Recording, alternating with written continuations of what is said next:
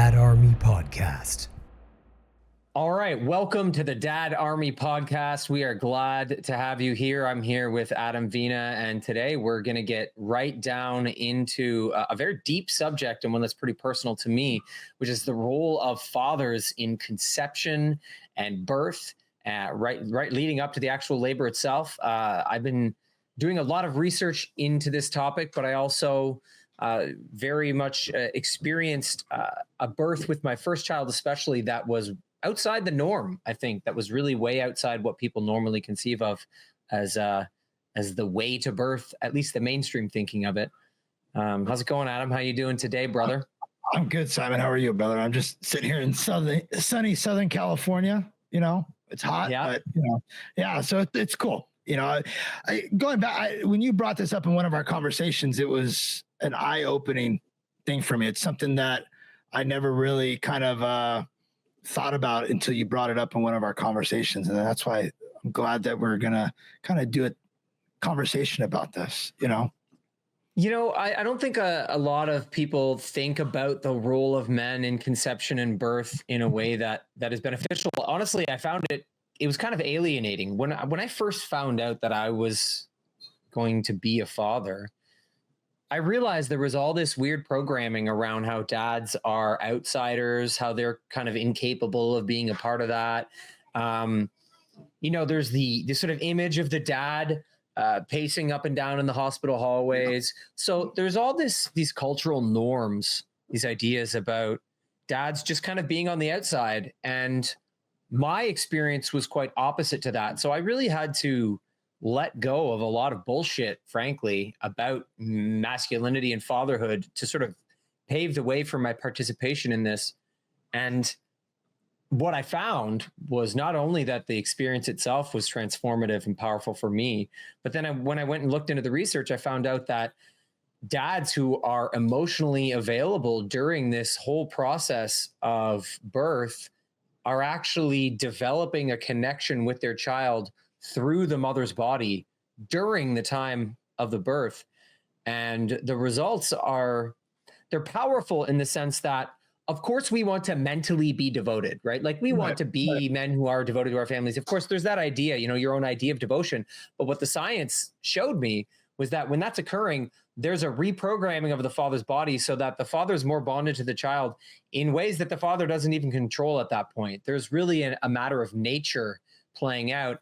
And I just thought that was so beautiful because to me, what it showed was that there's a science to fatherly devotion and that a lot of the results of fatherly devotion can be backed up as real chemical, biological changes that occur for fathers and mothers and children. So when I discovered that, I was super inspired, and I actually ended up making a whole docuseries focusing on that. Yeah. I think, when I first found out that my son's mother was pregnant, I've always wanted to be a dad. I always looked at, I had a great father figure. My dad was an excellent father. But it was something that I was excited about. But at the same time, I was scared when I first found out. Now I was thinking, now I'm responsible. I've got a huge responsibility to I guess, nurture and raise this child. I didn't know if it was going to be a boy or a girl at the time, but to raise this child to be, I guess, an image of how I want to see him or her, and I think I was scared, when I first found out, but at the same time, I was super excited to be a dad, super excited. Man. I totally relate. Like me discovering it, there was definitely a whole bunch of fear that came up, a feeling of being unprepared, definitely hit me pretty hard. Yeah. And it's funny, like I've gotten to a point where I recognize that there isn't really a state of preparedness. You really can't, it doesn't really exist. No, there's not an owner's manual. There's not a book that has been written how to be a good dad or a good father or good parents. It's all a learning experience. Going down to the feedings, going down to changing diapers. There's no manual the right way to change a diaper. There's no manual to the right way to feed. These are things you hear how to do it, but you learn either as the mother or as the father, how to do these things on your own. There's no owner's manual. Yeah, I think the process of discovery as you go is a pretty common experience for most modern parents. And some of that is just because I think on the one hand, children are just super unique. So one of the things that was really startling to me was that you have out in the mainstream all these ideas of milestones, right? Mm-hmm. That your children need to hit these certain developmental milestones, right? And this is a source of immense anxiety for a lot of parents. And it kept me awake at night, Simon. I won't lie. I won't lie. Especially with the high risk of autism, that kind of stuff, the milestones, I think I was super hyper focused on those, making sure that my son hit those milestones. And I think sometimes that kind of got in the way of the whole experience of being a father or leading up to the birth part, of the birth. It really, sometimes I feel that it really affected me. I don't know if other fathers have had this, but those are the things that I really hyper focused on. And sometimes I think that it kind of ruined the leading up to my son being born, was me being super hyper focused on the milestone stuff, Yeah, dude, this is definitely something a lot of parents struggle with, fathers and mothers.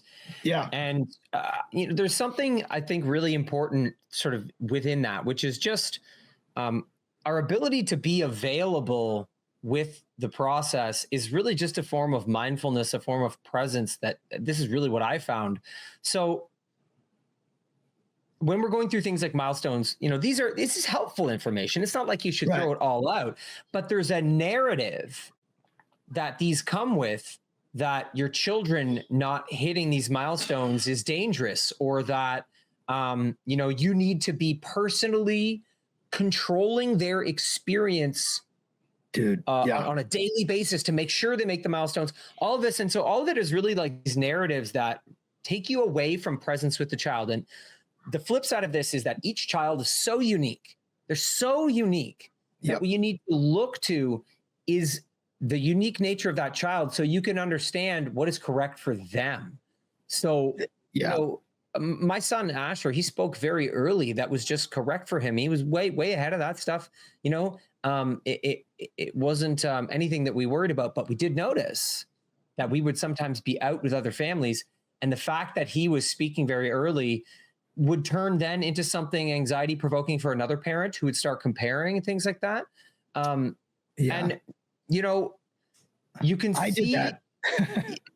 This is so common. This stuff is so incredibly common. I think this is the normal experience for most people. So if we take this back to the idea of birth, of presence, of devotion. So one of the ways they define availability in these studies is it has to do with emotional availability. So the idea is that the father is emotionally available to the mother during the process of gestation.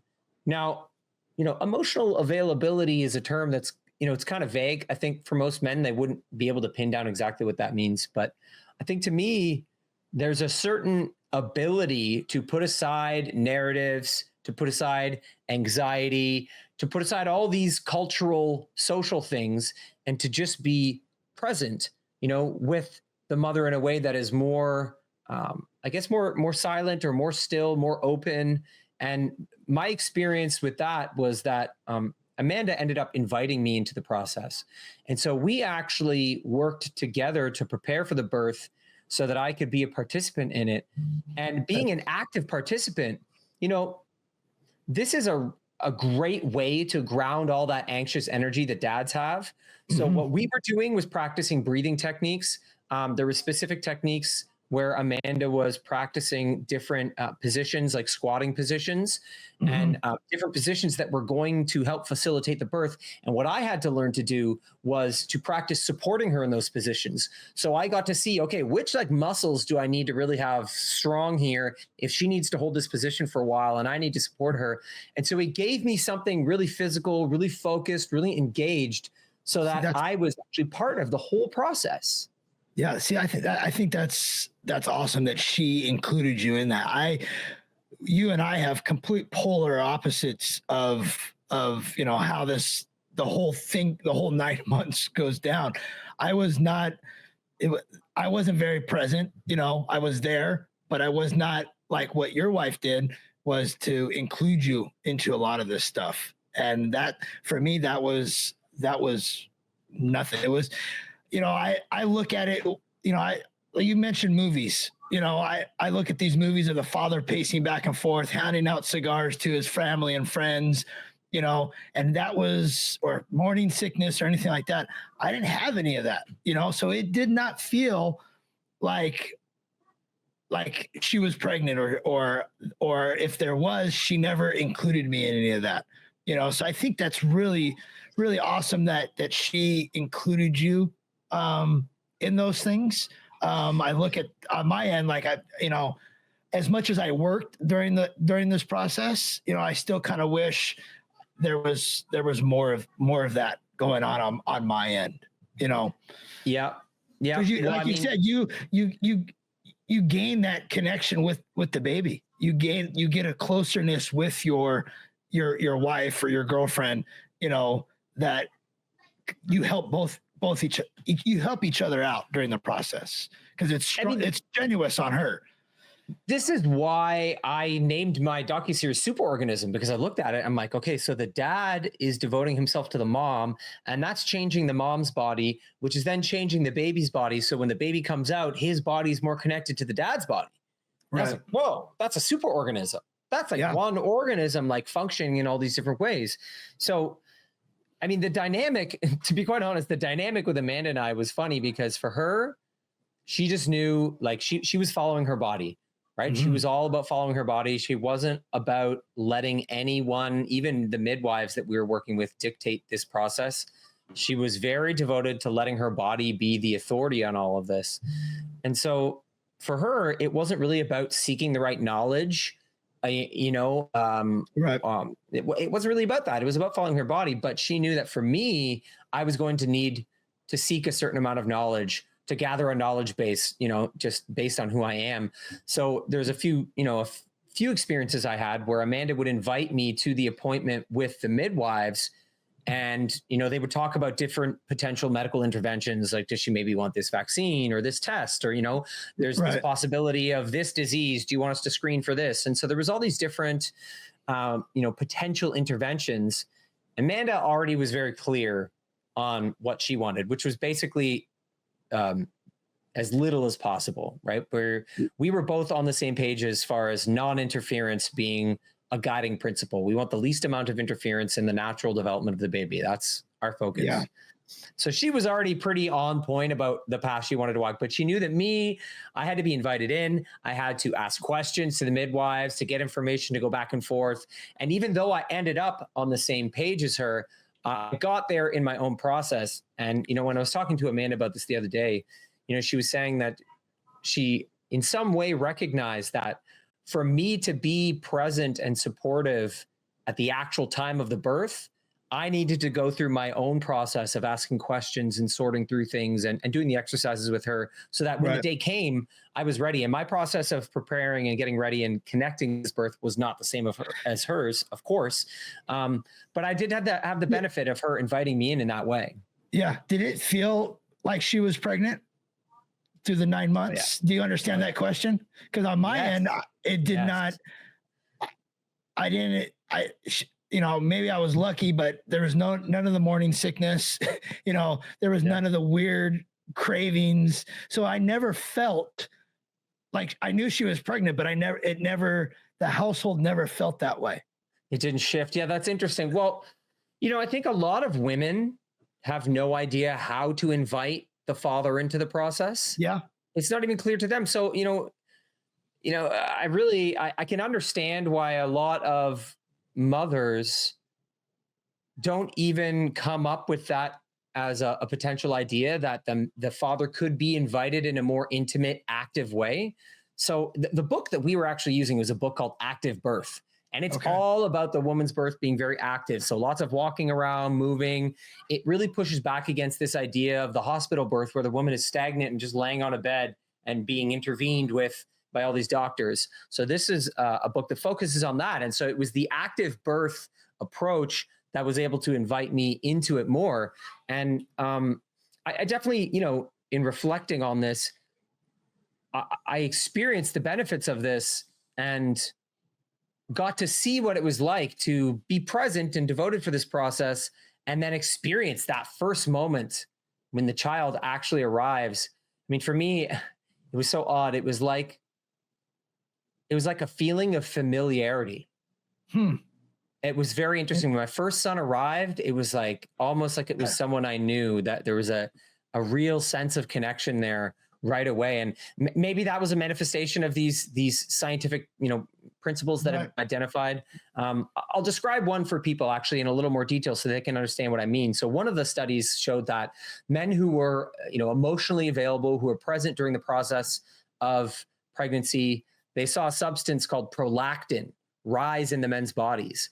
And so all these men in the study who practiced this emotional availability during the pregnancy and then subsequently their bodies produced more prolactin, the result was then that they were actually more biologically responsive to their child's cries.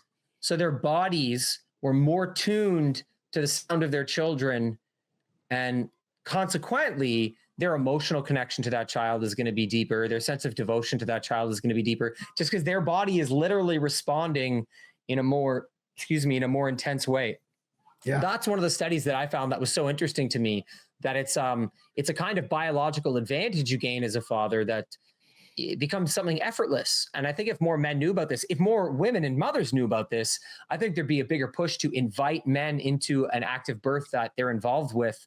The result for me was that I ended up in a birthing pool with Amanda, actually holding her up inside the birthing pool in a particular position and sort of breathing with her and supporting the whole process. So it was a very, it was a really powerful experience. I gotta say, I really hope for this for more men.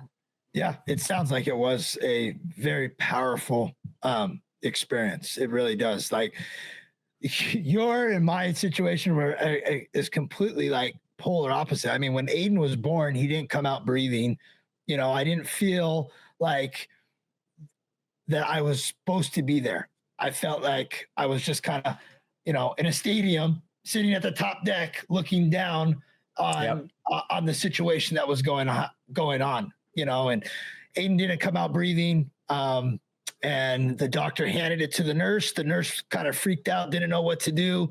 The doctor ripped Aiden out of the arms and got Aiden to be breathing again. So I didn't have that, the screaming baby when he was born, like you were experiencing, so it was just a real, it was not what I was expecting or anything like that, and I wish some days I wish it was more kind of like how yours was, maybe not in the birthing pool, but the screaming baby, that kind of stuff, it was nothing. I felt like an outsider looking in, Yeah. I think that's unfortunately really common. And I think,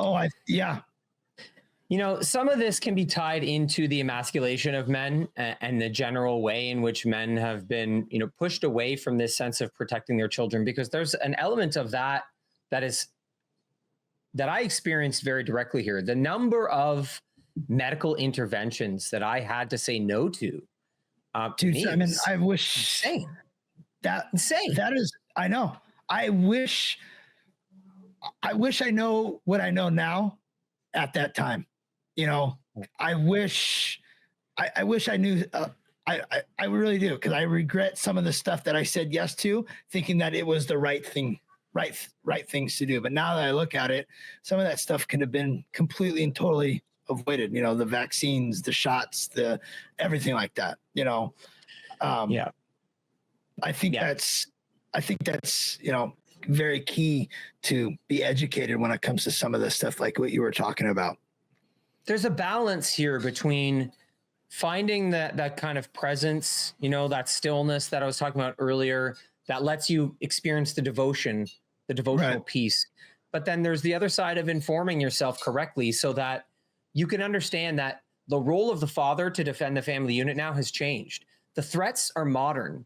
They've evolved. So you're no longer in a position where you need to protect your child from, predators in the jungle. You're now in this position where you have to be informed about some pretty subversive campaigns that they're really going to pressure you to intervene in the process of your child's development.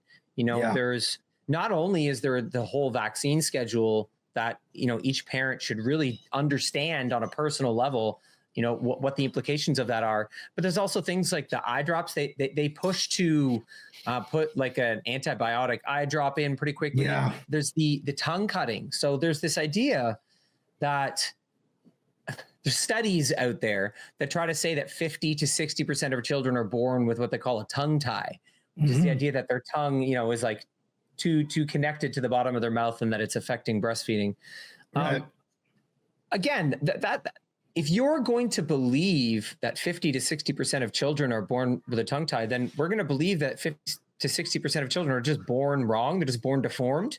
So they're born with deformed tongues, I guess. They're born with immune systems that have no ability to grow or protect themselves. They're born needing antibiotics in the eye. All of this comes from this larger meta narrative, this bigger story that we're living within that just says human children are born wrong. Right. They're just born wrong. And without severe manipulation and intervention, they're not going to develop correctly. That whole philosophy, that's what you're saying no to, but it's a big machine that is pushing that along.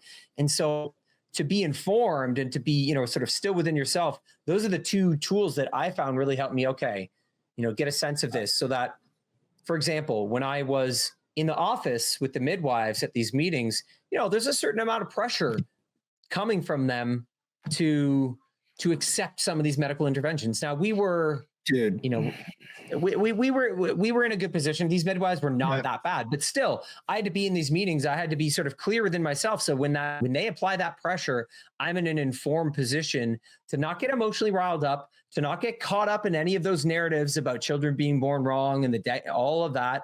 I had to be able to be mindful enough to just stop and really make a clear decision for my family. And, that those were the little experiences that I cherish now looking back on. Yeah. And, I don't know if it's different where you're at or with me down here in California.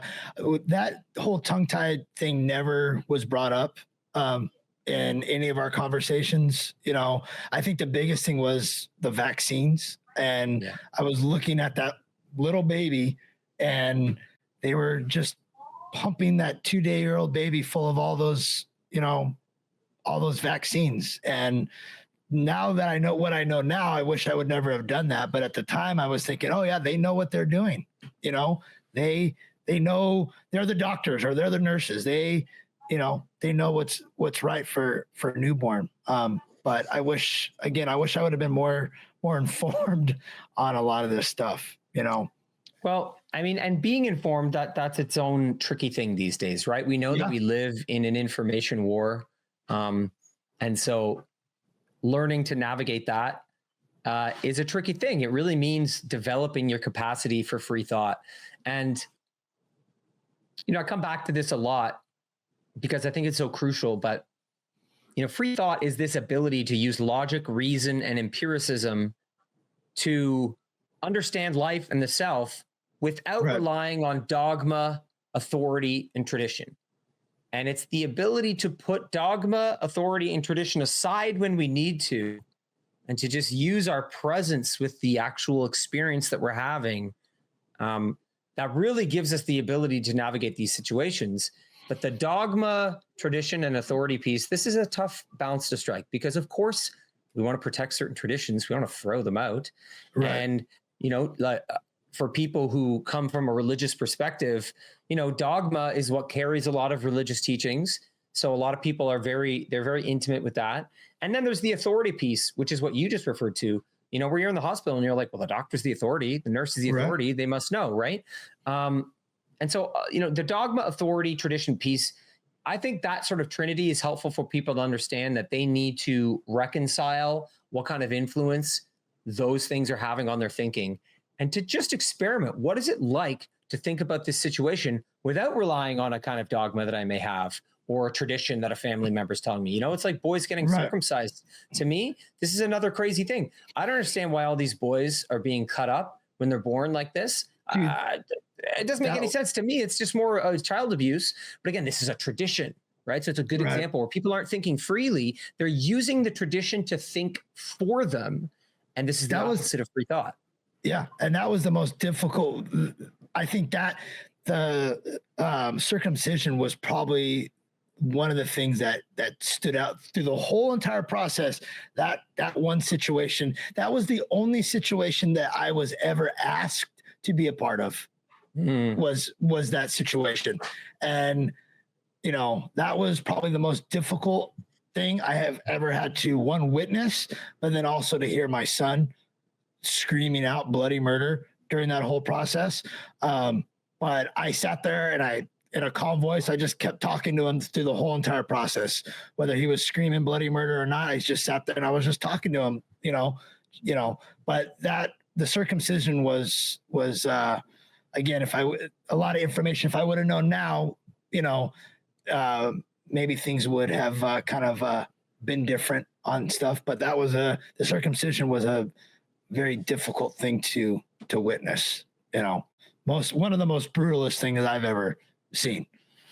You know, it comes from the same strange lie that the tongue tie space holds, which is this idea that they're not going to be permanently damaged by this. Like they can't remember the pain, you know, right. It's not a big deal, right? The idea that they're too young. This is opposite to my understanding. My understanding is that the body holds on to trauma very effectively. So that, yes. They may be too young to have awareness, but their body is going to retain the trauma of their foreskin being cut right when they came into the world.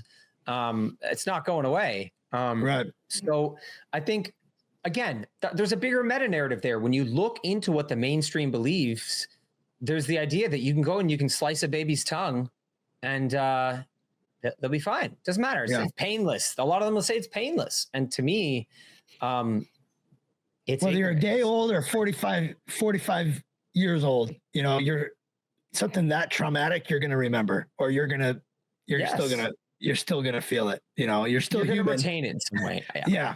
It's weird. The lack of compassion for our most vulnerable, the absolute most vulnerable beings in our society. They come out, they are seconds old.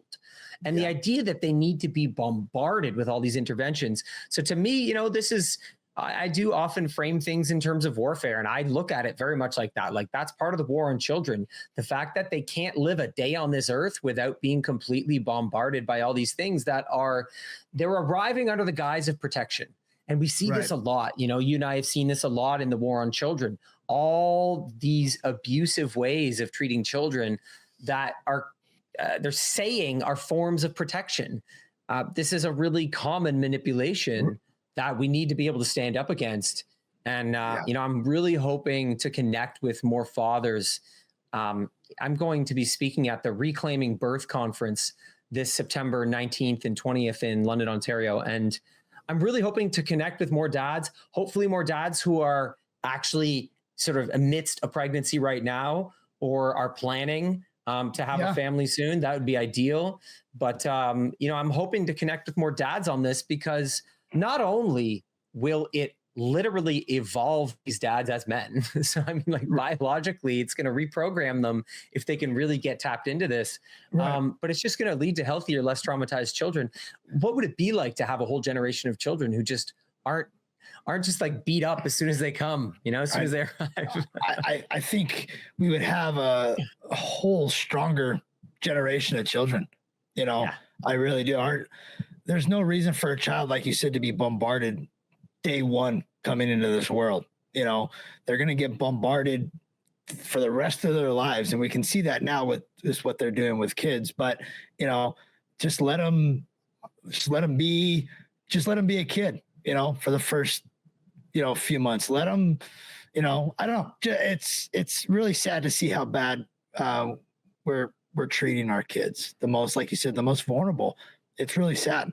And it's really sad to see what they do to fathers during this whole, you know, process. You know, like I said, I felt like I was just a sports fan sitting in a stadium looking down on a football game.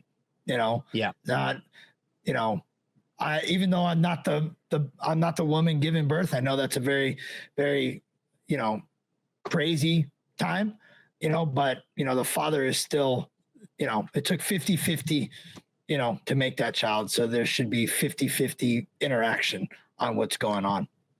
I have to wonder, we have this mental health crisis with men right now, the most common form of suicide is the suicide of men right now, right? Yeah. They're leading in the stats. So men's mental health is just in the pits. And I have to wonder how many men missed out on this opportunity to more deeply connect with their family. And so perhaps the pressure of parenting is harder on them because they don't have some of those superorganism connections. And so they're having to sort of mentally deal with it. I would posit that there is some connection there between the struggling mental health of fathers and the fact that they weren't given this opportunity to sort of reprogram their bodies, their brains, to really get tuned into fatherhood. Maybe that would be something that would help more men because, I see the opportunity as a kind of upgrade. It's a kind of biological upgrade. And I see the notion of devotion that is even still alive today, right? This idea that the father's devotion should manifest in the form of really just working all the time. And that's the most common one, right? Yeah. That's how I was. 12-hour days, starting a new job. I was afraid that if I spent more time with the whole, I guess, leading up to the birth, that I could possibly lose my job, and, sometimes I wish I would have taken more time, with her and the leading up to Aiden's birth. But I still had that mentality in my head that I'm the man, I'm the provider, I'm the protector. I've got to be, I was single family household. A single one income in my situation. So I felt that I had to continue to work, the 12-hour days, 5 days a week, sometimes 2 jobs, that I was working. Yeah. But again, I think it's all by design that we're seeing. I was just on a podcast a little while ago that this whole demasculation of men in this process. I've seen it over the last 20 years. There's no strong family TV shows anymore. They don't show a strong family, a father anymore in some of these TV shows. They show this kind of bumbling idiot of a father, but we don't have any of those strong family TV shows anymore, and it's sad to see how they treat fathers on TV and in every aspect of everything. I just don't understand how the father is the most important. The father is the pillar of the family. The father is the one that keeps the family together. And we, as a society, have kind of destroyed that outlook on what the father should be. I don't know. Absolutely. This is something I spoke to in my docuseries Superorganism. The meme of the bumbling, incompetent father. Father who has no idea how to change a diaper and the kids are out of control. And it's like the mom goes away and everything falls apart because the dad's an idiot over and over and over and over again. Right. This is some of the, go ahead. The fathers just do it differently. You know what I'm saying? I see those videos online, the dad with a daughter, the mom would do the ponytail all gently, but the father took a vacuum cleaner, sucked up the hair and got the ponytail on. We just do it differently. It might not be the way that you want us to do it, but we're still doing the job. We're just doing it differently. We might put a different twist on it. We're getting the job that's supposed to be done, but we're just doing it differently. It's not. There's really interesting studies about this actually, because that different way that fathers do things. So fathers are more unpredictable. So they bring a lot more like random play, sort of they act as very novel inputs. So fathers bring a lot more unexpected experiences to children. This is what they found, is the role of the father is to bring excitement, newness, play, some sudden random, physical play, all those kinds of things. So this different way that fathers approach things, it's actually one of the reasons why children need fathers, neurologically speaking. So one of the interesting studies I just came across was this idea that wrestling, so roughhousing with your kids, specifically fathers like wrestling and roughhousing with their kids, what they're doing is they're helping their kids develop a form of emotional regulation. Because when the dad is, pushing it to a certain limit, but also withholding his strength, the kids are seeing what it's like for someone with a lot of strength to only use a little bit. Or as a father, I can say, sometimes I'm too rough. And I'm like, oh, shit, I'm so sorry. Right. Right. And they see that process of me using a bit too much strength. Right. Boys need especially that. Huge. Oh, yeah. Yeah. Boys are, like I roughhouse with my son, and my dad roughhouse, but we need that. Girls are different, but boys need that roughhouse, that kind of a little bit of an aggressiveness, because, that's what boys are. They're roughhousers.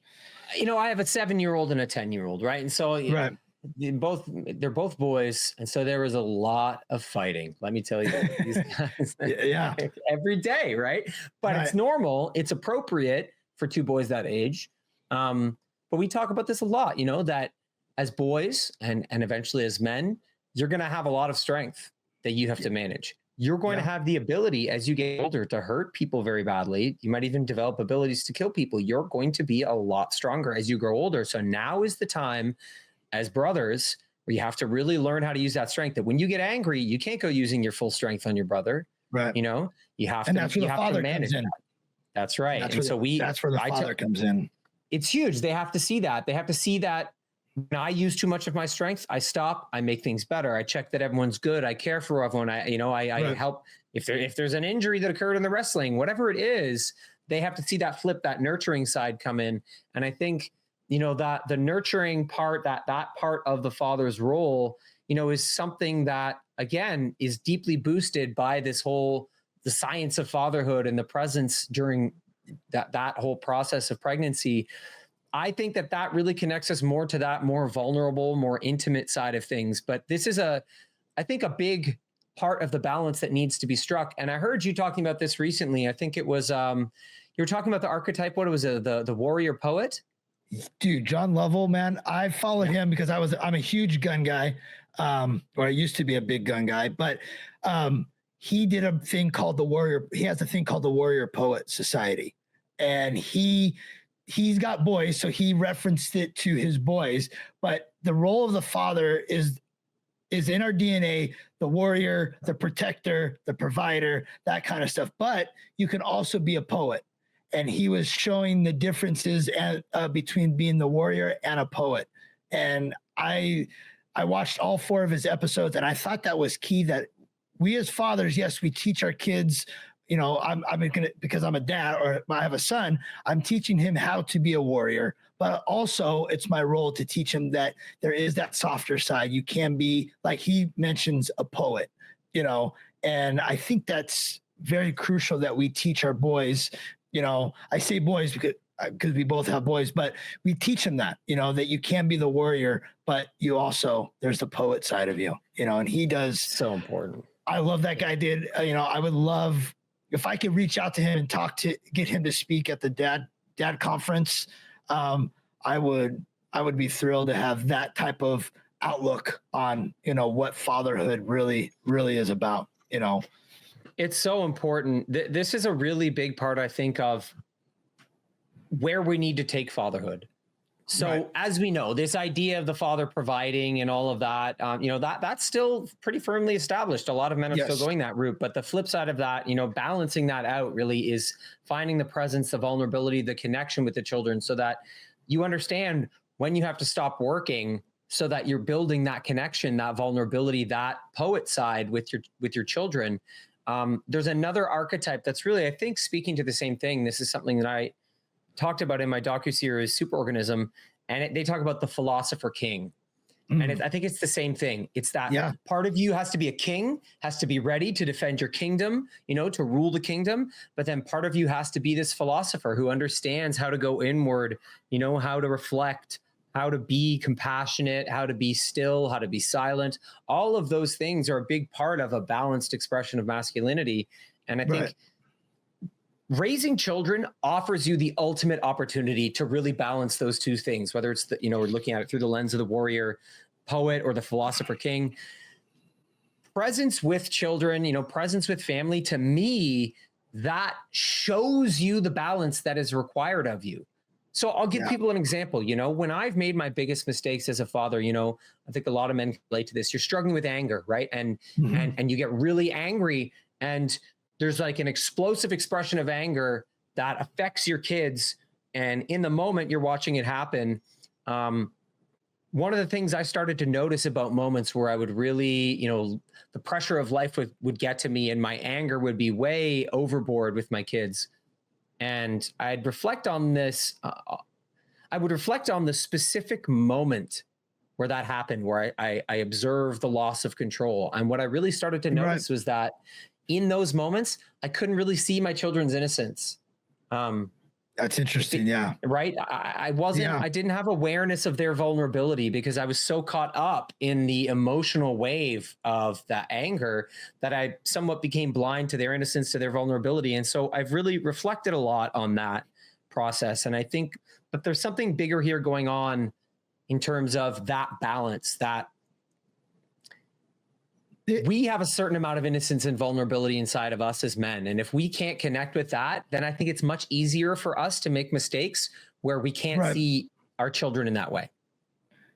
Oh, yeah. I mean, anger is a good thing, and it's also a bad thing. But like you said, if you can figure out how to kind of step back and realize, all right, it's starting to get too far up here, I need to step back and walk away. That shows your kids a huge thing too, that it's okay to get angry. It's all about what your next step is on after you're getting angry, and that goes with, the warrior side. I mean, that's built into men's and fathers' DNA, the warrior, we are warriors, but it's the backing off part that sometimes people don't know how to do, but it's key to do, because it teaches your kids that it's okay to be angry, but how do you kind of step back from that and then regroup after that, I've really tried to use this as a tool where if I sense myself getting to a moment like that, I really try to anchor in on, my son's innocence in that moment.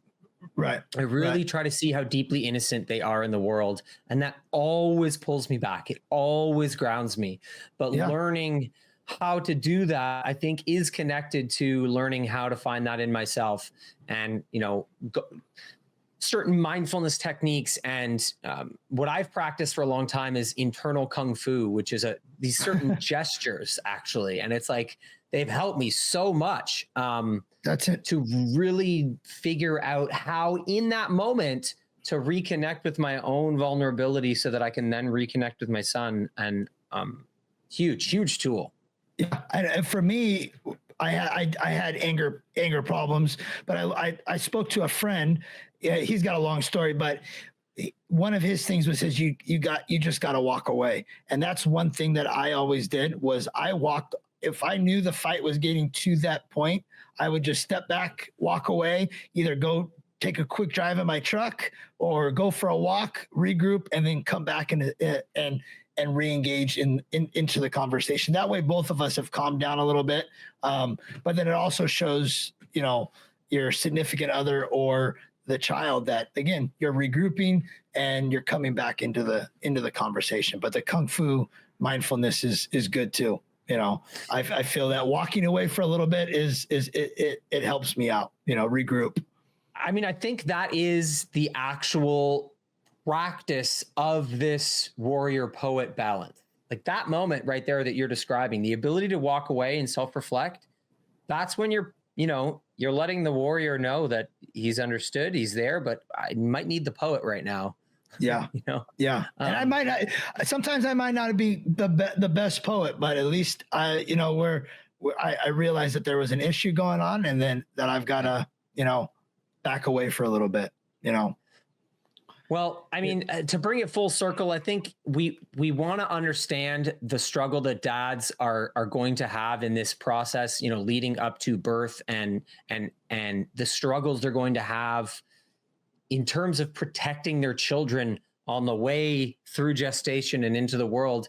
And, that ferocity that you have as a man inside, that intensity, it can be very effectively redirected into the process of defending your child's birth. Mm-hmm. I really believe that fire inside men, that warrior, that king, it is something that can be tapped into for this. But there does need to be a certain amount of communication, of working through things with your wife or your partner, that gets you guys on the same page in terms of what's happening at the birth. So, I have friends and family who they didn't really work that out in a way that was clear. And so when it came time to the actual birth, it was a bit of a nightmare in terms of what she wanted, what he thought was safe and correct. And you actually end up with a lot of butting heads and a lot of mixed signals and contradictory things. So, getting on the same page early enough that I think you that's have key. a shared birth plan. This is a big deal, right? You have to understand the birth plan. So for us, we ended up having an unassisted birth for our first child. So it was it's pretty far out there in terms of what we experienced. So what that really means is that we didn't even have midwives present. It was Amanda and myself and a friend of ours who brought our first child into the world. That's crazy, dude. It was just in our bedroom in a birthing pool with a friend who had trained as a doula. And Amanda didn't want them there.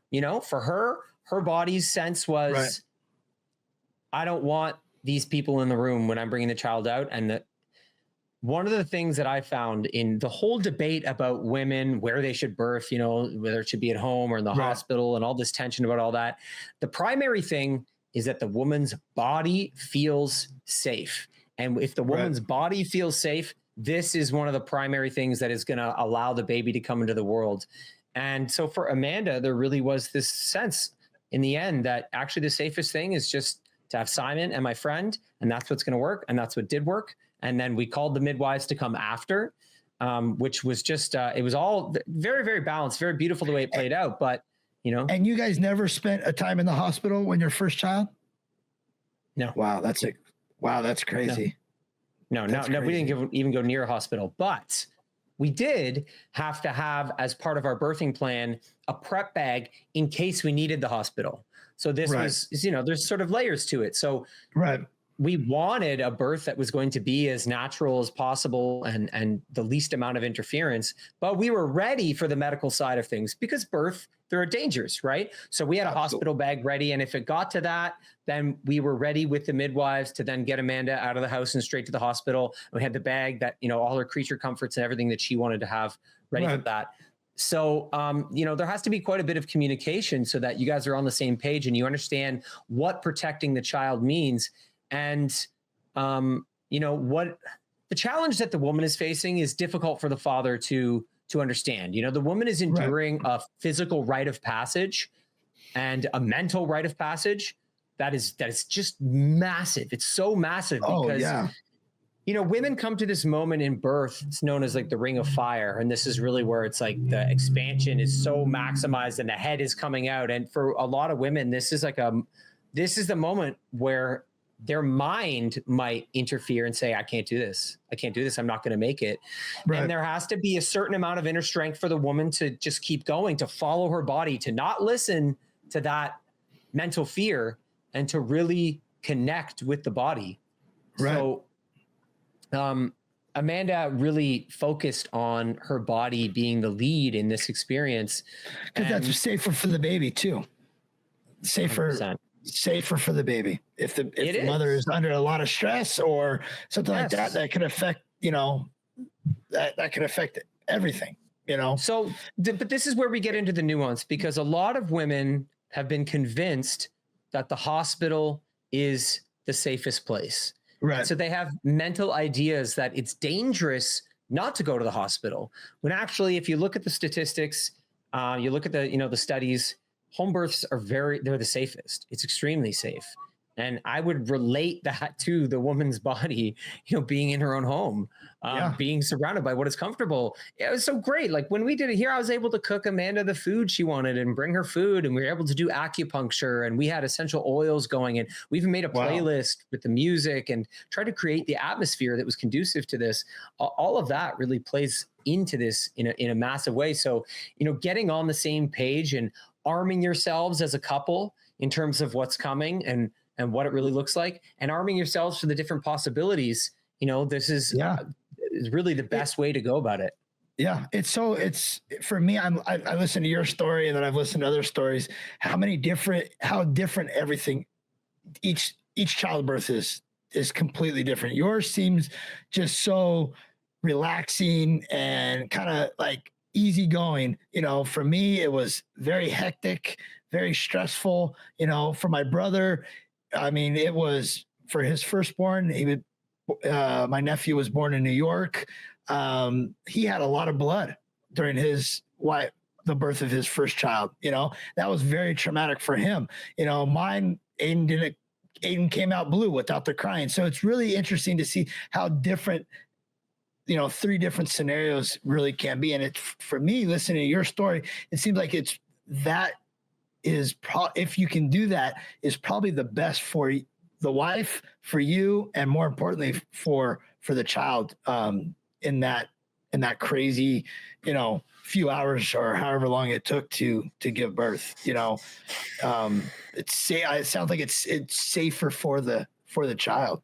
Yeah, I think it's the principle of non-interference. It's recognizing that as humans, what we have wrong is that we want to interfere with what nature already has going on. Right. And we have to understand that the woman's body is connected to nature as a matrix that is bringing that human into the world. So, and the baby's a participant too. Like, this is a co-creation between the mom and the baby. The baby is dictating to a great extent when a lot of this is going down. The cues are coming from the baby to the mom's body. So the mom and the baby are working together to create this. If you can start just with a principle of non-interference, and really the key is to observe what you're interfering with rather than interfering with what you're observing. Okay. Interesting. So that's really what people want to understand, is that if you're conditioned by this mainstream culture, then you're conditioned to interfere, and you want to look at all those messages you've been given, this idea that you need to interfere in the natural process, and question each of them along the way. Now, there might be examples where you do need an intervention, right? You don't want to take, let's say, my experience and try to project it, right? The point is, number one is presence.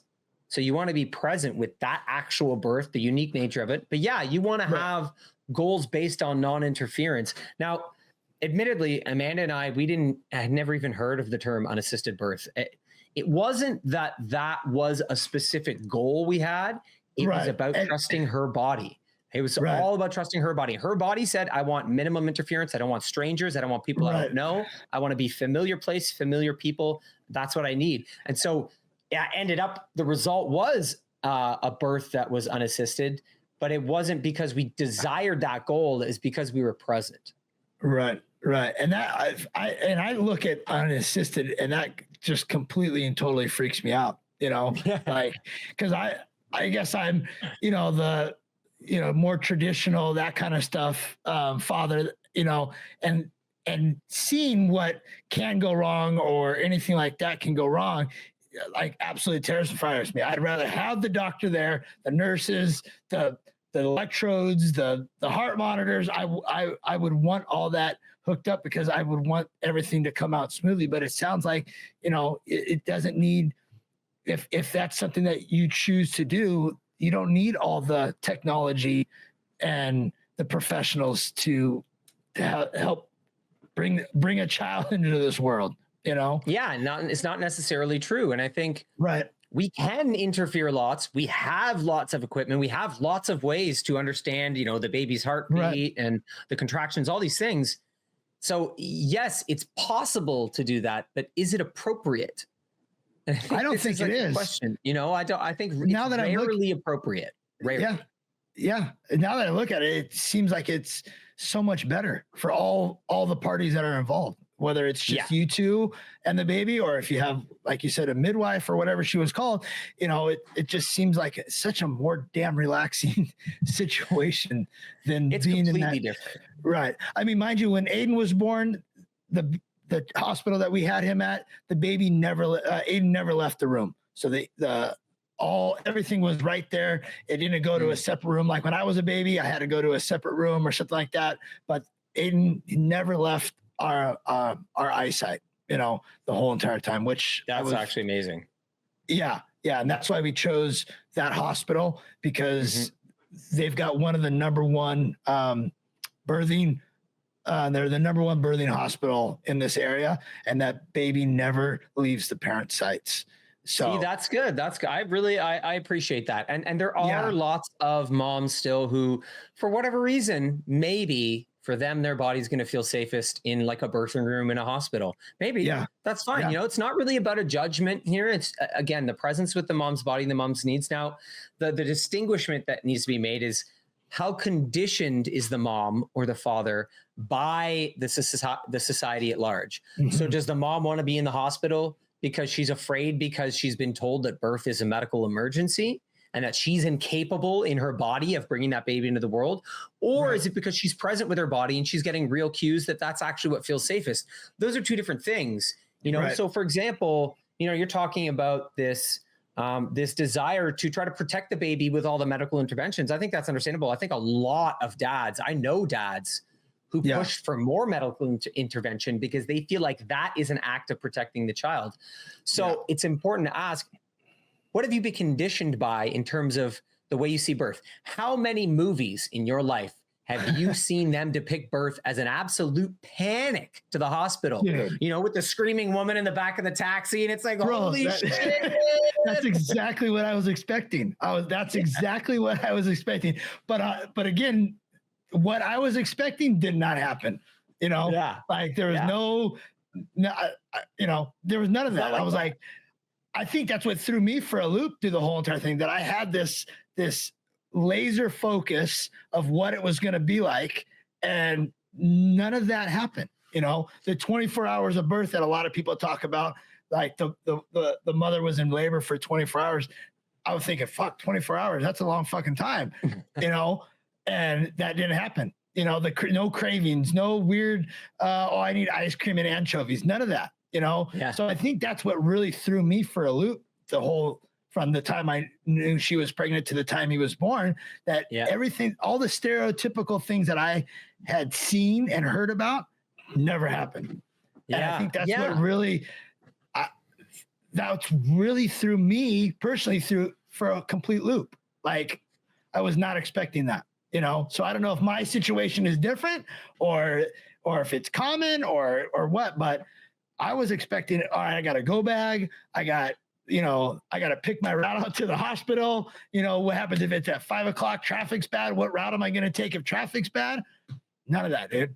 It was. Well, I mean, managing our expectations this is actually a big point that I think I want to speak to, is that you can intentionally condition yourself with forms of information that do the complete opposite of like the movies that show that panicky nightmare to the hospital. So this is one of the things that just came into my sphere naturally, because we had midwives who were fairly on board for the non-interference principle. They were pretty good in that regard. They weren't super pushy.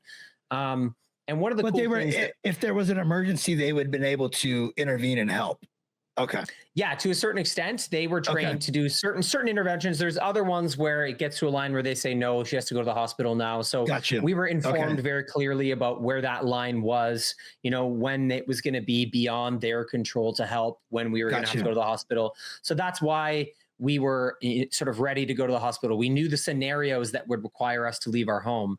But one of the cool things they had at this midwives clinic was just the ability to rent videos of natural births and watch them.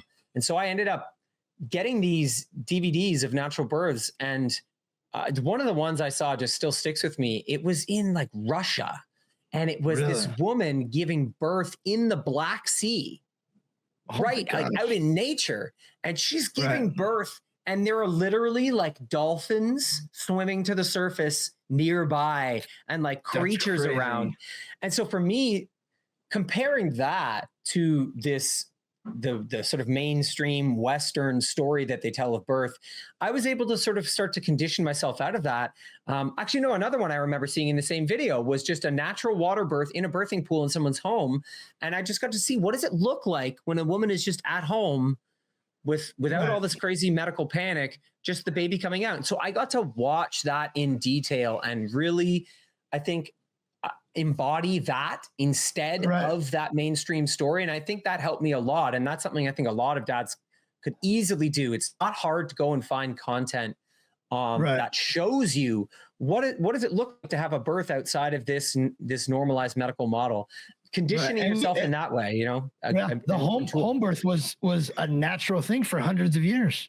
Yeah, and then that was the way. You know, hundreds of years, it was a natural thing for the mother to give birth at home. And then all of a sudden we kind of transitioned to the modern day hospitals, you know, and doing it that way, when in fact it was for hundreds of years, the mother and the father, the baby was born at home, you know, old West days. The trends are not good in terms of what is happening birth-wise. This is why I, believe that the Reclaiming Birth Conference is such a big deal. The trends are that more and more women are scheduling C-sections. They are actually signing up to be cut open and have the baby pulled out of them optionally.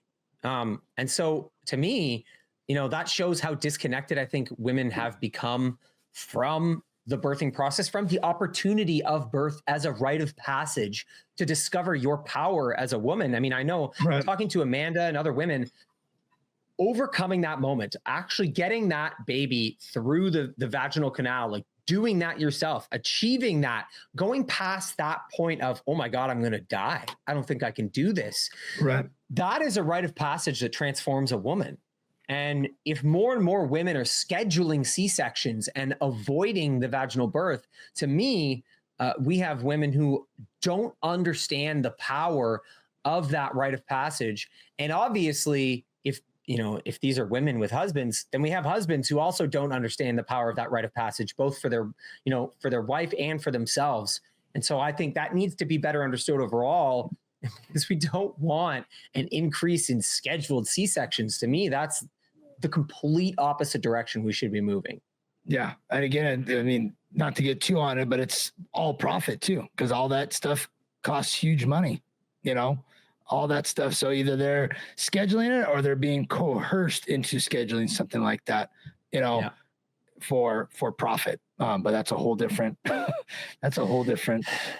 conversation, It is. It's a bigger one, but it is worth recognizing that there is some profiteering going on. And maybe that's something that you have to navigate as a father. The pressure for the hospital to turn it around and get another birth out is real. There's a monetization piece to this, which again is something that you avoid if you're doing a home birth. You're not going to get trapped in any of that, but you just need to prepare yourselves for that and understand that it's safer in a lot of ways. For it sounds like it. A lot of births, it's the safest option. Yeah. I don't know if me personally, I don't know if it's something that I could, like go through to see something like that. But at the same time, it definitely sounds, like I could barely handle the circumcision part. I don't know if I could handle but again, my situation was completely different. I know a lot of fathers have different situations that,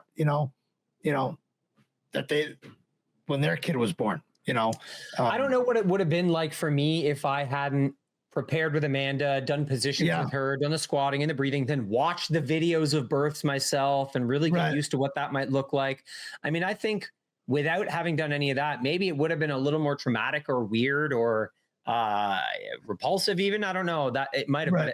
There was none of that for me. It was really just a matter of watching nature.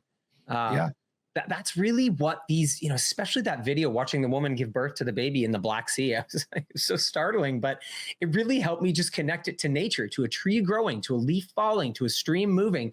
And once I had that framework, it blew this idea of medical emergency out of the water. It's obviously the primary framework of what's going on here. Yeah. That really helped me. So I would advise men to condition themselves towards understanding this as a moment of nature, as a moment of, the earth itself continuing its own process. Any way you want to frame it, I think that was really helpful for me. Yeah. Yeah. I think for me, just knowing that there was a doctor around, to help out, because, he came out blue, and then, they knew exactly what to do. See, you had a situation where there was a medical need. Maybe the home birth would have been dangerous, Right. Yeah. And again, this is like, our tendency is to try to put a one size fits all solution. We're just like that. We keep looking for, this is what we talked about earlier, the external authority. We keep looking for an external authority to tell us what to do, what's safe, what's correct. And I think in the end, you want to be informed enough that you and your partner are the authority on this birth, and that together you choose outside help when it is correct, but that's coming from your authority as opposed to you giving up your authority. And those are two very different things. Yeah. And you got to do whatever you feel comfortable with too. You got to do whatever you feel. If the hospital is what you feel comfortable with, do the hospital thing, or if you feel more comfortable doing it the way you guys did it, that's another thing. But I've seen a lot more people going the route that you guys went instead of, going to the hospital. Yeah. I mean, that's what the Reclaiming Birth Conference is about. So, it's why I'm so psyched about this. And this is the first year that they've invited men to, represent at the conference. That's awesome. It's nice to see fathers getting more, I don't know if evolved, but being brought to these type of conferences and talked about it. Cause I don't think fathers get enough credit. We're just, they make us kind of stand by and look, look in, when we should be more, being more involved and allowing us to be involved and asking the father to be involved. I feel that the father is, again, pushed away, 100%. And I don't like that. It's 50-50. It took two to make the baby or the child. And when it comes to that, the father should be included in absolutely everything, especially during the birthing part, Yep. This is what people need to understand, that we are designed to be devoted to each other as a family unit. That's what humans are designed for. We're designed for devotion to each other. And when we are devoted to each other in that family unit, there's changes that occur with all of us that drive that family unit forward, that maintain its balance. Yeah. The devotion key is huge here. And I think there's a big part of that needs to be recognized in the society overall, like you're saying with men and fathers. The fathers are not correctly recognized for their importance. I came across some of this research in Making Superorganism, a lot of content studies and articles, just really propaganda from the 2000s and the 90s that were saying a single mom, a child is just as healthy being raised by a single mom. No. I found these articles, bullshit coming from big universities and big mainstream publications trying to promote this idea that you can raise a child just fine without a father. And it's wrong. It's so wrong on so many levels, both scientifically and logically, emotionally, all of it. Yeah, but we're seeing now in 2025 the importance of the fathers being removed from the household. No fathers being involved. Before that, when the father was heavily involved, we didn't have what we see now, and we don't need a professor or a scientist to say, that we can see it firsthand what happens when the father's not involved. It just shows you the importance of the dad, the father, or whatever you call yourself. I mean, you need that father, in that child's life as much as the mother, because you're getting two different.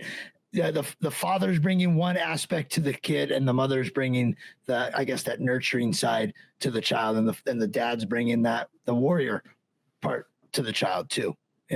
But we've got to figure out a way to bring bring back the father. Whether you've got two separate people living in two separate homes, the father needs to be involved. That's, 100%. I think it's involved and evolved because, we have the old notion of bringing back the father because they've been removed in this traditional way, but also, like I was saying earlier, the threats that the father needs to defend from, they're not the old threats, No.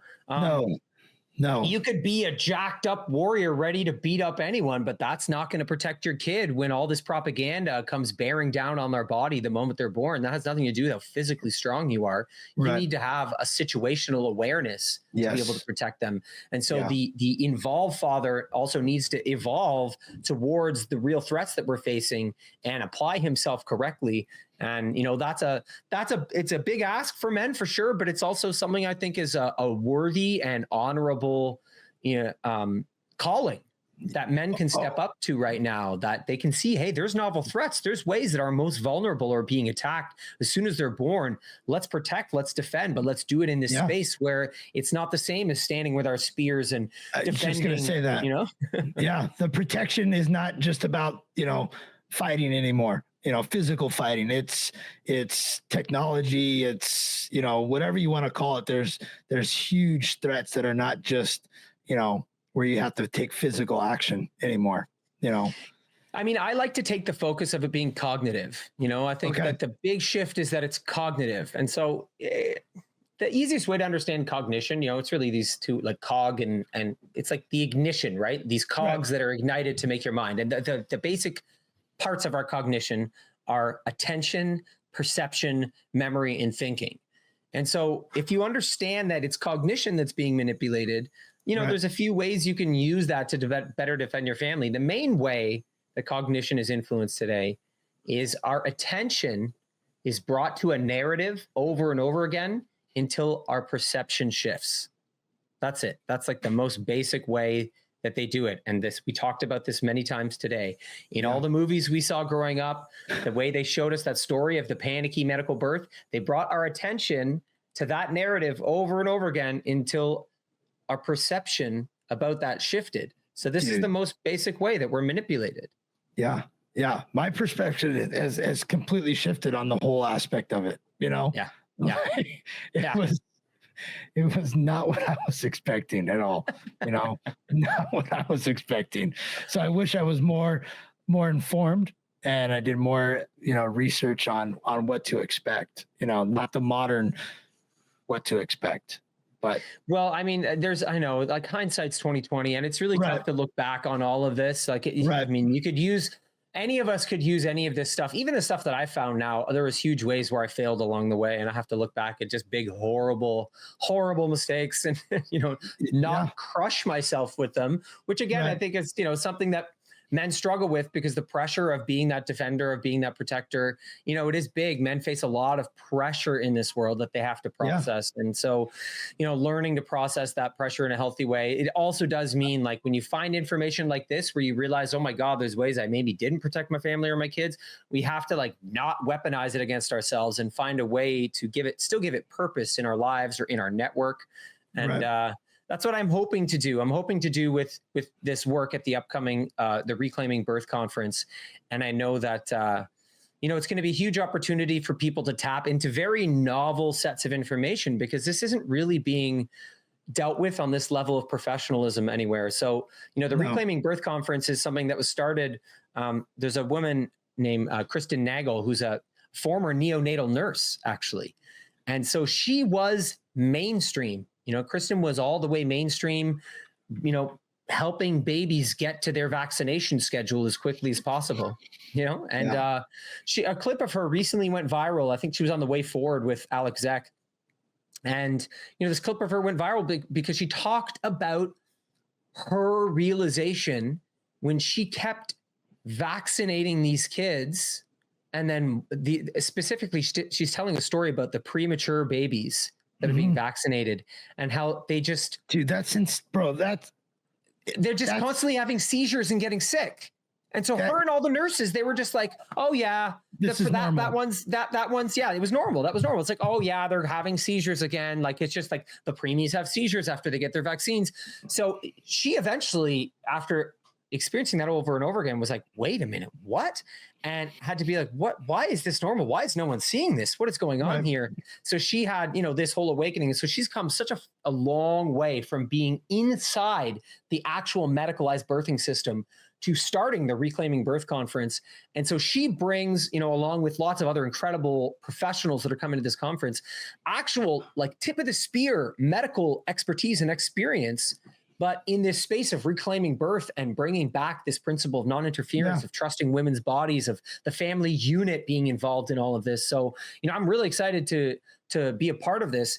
And actually, one really awesome opportunity is actually, it's not just for people who are here in Canada. There's virtual tickets as well. So anyone who comes across this, if you're planning on having a family, someone who's having a family, if you're expecting, people can go to reclaimingbirth.com and get tickets, virtual tickets to attend this, and really get some of the best insight out there on how to navigate this minefield, because of course it is a particular minefield in and of itself. It really is. It really is. And I want to touch on the vaccine. I can't believe they were vaccinating preemie babies.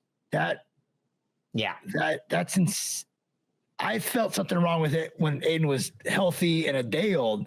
I couldn't imagine a baby coming out at like 2 or 3 pounds and them pumping them full of these vaccines at such, so small and tiny. That's crazy to me. I didn't even know that happened. I know. I thought they would wait until they were at a certain age or a certain, they wait a certain amount before they did that, but they were, it's inverted, right? It's all inverted because the mentality is, quick, protect the preemies. Right. It's the idea is that we're guarding them. We're guardians of them because they're born, with bodies that need to be deeply manipulated to survive in this world. That's the basic belief.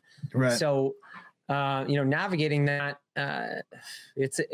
it's a big deal, but there's never been more support, right? There's never been more support and information out there to really do this in a way that's going to protect you and your family. So I think there's enough information out there for parents these days, more information than there was 10, 15, maybe 20 years ago, for parents to get more equipped and more, bullets for their guns when it comes to protecting their kid with everything that they push on them.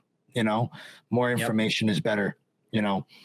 Get armed with that information and then get present. And really, if you can find those two things, that balance, the ability to just be deeply present and not let the information become a source of anxiety, right? You find that balance between being highly informed, but being deeply present. To me, if you can strike that balance, there's a lot you're going to be able to do to protect your family, because then, you're not going to get sucked into, you don't want to get sucked into the opposite situation where you're so obsessed with getting a natural birth that your child needs an actual medical intervention and then they're in danger, right? Right. You've got to be informed and present. And that magical combination is what it's all about. Yeah. And you're going to feel better as a father too. Yeah. I mean, if the science bears out, you're going to be more connected to your child for their entire life. Yeah. So you're creating a bond in these 9 months that's going to play out with your whole journey together in your family. I mean, what an incredible advantage. Like, take the upgrade, take the upgrade for God's sakes. Especially with everything we've got going on these days, if you can gain that extra connection with your child, it makes a world of difference.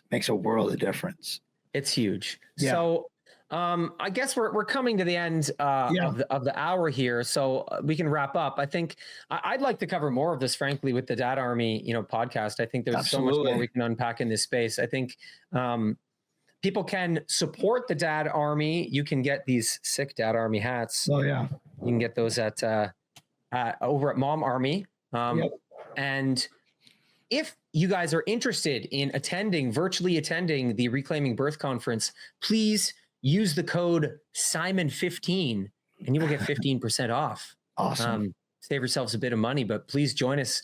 And I believe there's actually going to be another Reclaiming Birth Conference held in Montreal in a few months, I believe. So there's another one coming up soon. So check out the website and follow Dad Army on Instagram, where we are most active. And you can check out my work at simonesler.com, where all my films and documentaries and everything I offer lives. Is there anything else you want to add, brother? No, I think the last thing I want to, we're going to start a dad conference here in the next year. Simon's going to be on the board with a couple other people. But it's, I really feel that there's, a real low morale for dads and fathers out there, that even those are the same thing, but I want to do a morale boost for dads. And there's no conferences out there for just dads. So, we're going to put together, it's in the infant stage right now, but hopefully we can, build something that's really going to do a huge morale boost, for dads. And I'm also going to start a dads and golf thing where I'm at, where we don't have to talk about anything. We just hang out, play golf, and then also cigars with dad. That's another thing I'm getting, which is in the infant stage, is where we get together at a cigar shop and just kind of talk about being a dad, or not even that, talk about sports, whatever comes to mind, but just a place for dads to come hang out, bullshit, and, just hang out. Right on. So, that's excellent. Yeah. And you know what? For anyone who's listening, we love feedback. We'd love for you to comment, share, let us know what you would be interested in having at a dad conference. We're totally open to input, especially because it's in its early stages. And and anything else really in terms of the conversation about dads and birth, all of that. We love feedback. We love interacting with the community. So please join. Yeah. Share what your experience was through the whole process. Because it's interesting to find out how different each father's story is. But your story is, father's stories are important just as mothers are. Hell yeah. Yeah. All right. Well, then let's wrap it. Thanks for joining us on the Dad Army podcast. We will see you guys next time. Thanks, guys.